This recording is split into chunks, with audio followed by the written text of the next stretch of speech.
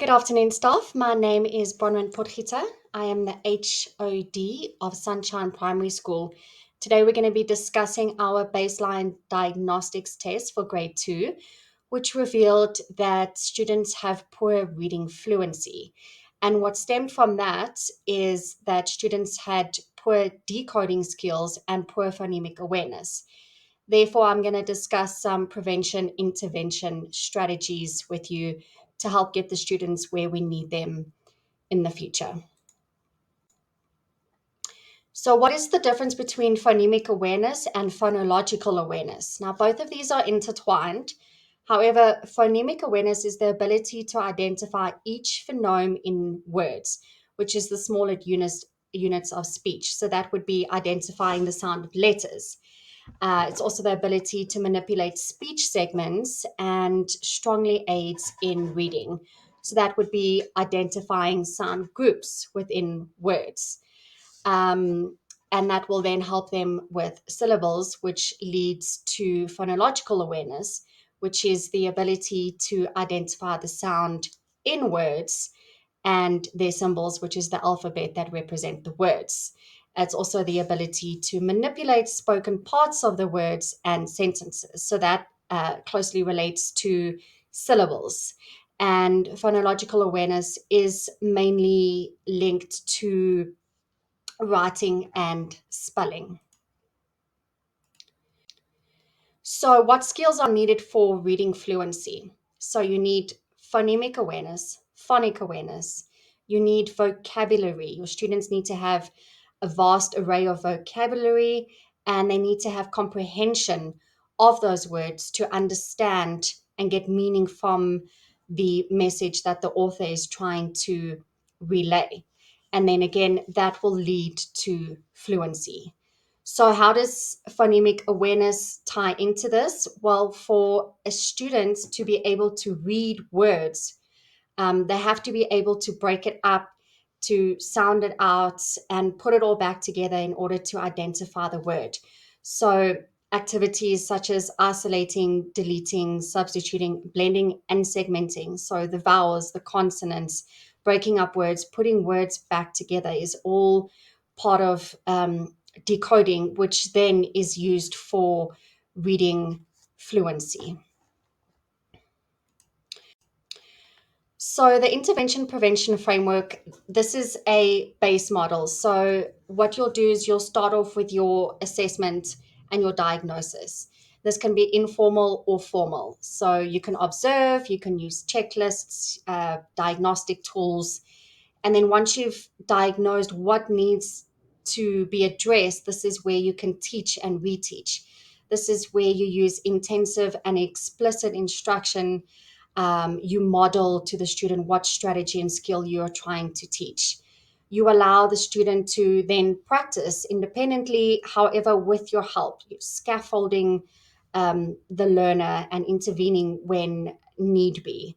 After that, the child is then able to apply that skill or strategy independently without your assistance. And this is where you can monitor, keep progress reports, and then reassess if the child has acquired that skill or strategy. So, for a combined intervention prevention framework for phonemic awareness and reading fluency, you first need to assess their reading skills. So, you can start by choosing texts that are short and grade appropriate. Two texts, and during that time, you can conduct an oral reading fluency, and that will determine what is the issue. Is it the reading rate? Is it the prosody? And or is it the fluency? Then you will note the errors in the passage that the student makes, and you can also calculate words read correctly per minute. And this is where you can deduce what exactly is the problem with reading.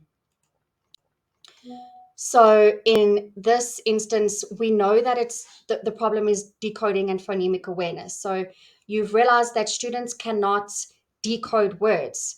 So again, this is where you do your assess and diagnose, use your screening tools and diagnostic tools, have a phonemic checklist, have worksheets and resources ready on hand to aid in assessing and diagnosing the students. You can also use doubles that will allow you to specifically know what the child is struggling with. Is it initial sounds, letter naming? Is it segmentation? Is it reading? It just makes the details more finer in which you know to address. Then we move on to teach and to reteach. So you know that the student is struggling with decoding, right? So before you start, make sure to explain to the student what you'll be learning, how they will be learning it, and what is expected of them. Model the skill or strategy with the student. Make sure you have the correct resources, have everything on hand with you. Make it fun, and active learning is highly important as well. So, depending on if a child may have difficulties with numerous aspects of phonemic awareness, you can move from more simple tasks to more difficult tasks just to allow them to progress and use that knowledge to transcend into the next area of phonemic awareness. And again, let the students practice, scaffold, repeat this 2 to 4 times. Some of the resources here that I've made and that you can use to help you model the decoding and phonemic awareness, also for the student to use while they are practicing, is Alconen boxes. They can use it to separate individual sounds of the letters. It can also be used to separate words into the sounds of the words. So tree would be three. So it would be ta, r, and then e. Onset rhyme, you can make word sliders. See how if you change the starting letter, you can get words that kind of rhyme the same. Sorry. Flashcards, rhyming flashcards. You can get students to identify what is the odd one out, which ones match. And then again, you get compound word puzzles. And this is a easy, fun way for students to break words up and put them together, manipulate resources, and let them see everything that's going on. So this is where you'd use your resources for the students to practice. Immediately practice once you've modeled the activity. Let them use the resources. Let it be manipulative, appeal to all of their senses. During this stage, monitor, provide assistance, again, scaffold. And once a student is correct most of the time, you can move on to the next step. However, if they're not, you start the process again, reassess and reteach. So this is the final stage where you can apply and reassess. And this is going to link with the phonemic awareness and the reading skills. So if the student can work independently in the activities in phonemic awareness, in decoding, and you've provided less assistance and you've decided, yes, they've mastered this, let's go back to reading. Let's do the reading fluency test again. So they've succeeded in phonemic awareness. Do the reading fluency, have your checklist, assess how they are doing. If they have not fully succeeded in reading fluency, then you'll have to start the process again. Maybe there's something else within phonemic awareness which you need to focus on. So basically, you need to make sure they have the certain skill in phonemic awareness, such as decoding, and then you go back to the reading fluency test, which is where you are basically applying and reassessing at the same time. So just to conclude, phonemic awareness is oral, used for reading. Phonetic awareness pertains to written text, such as spelling and writing.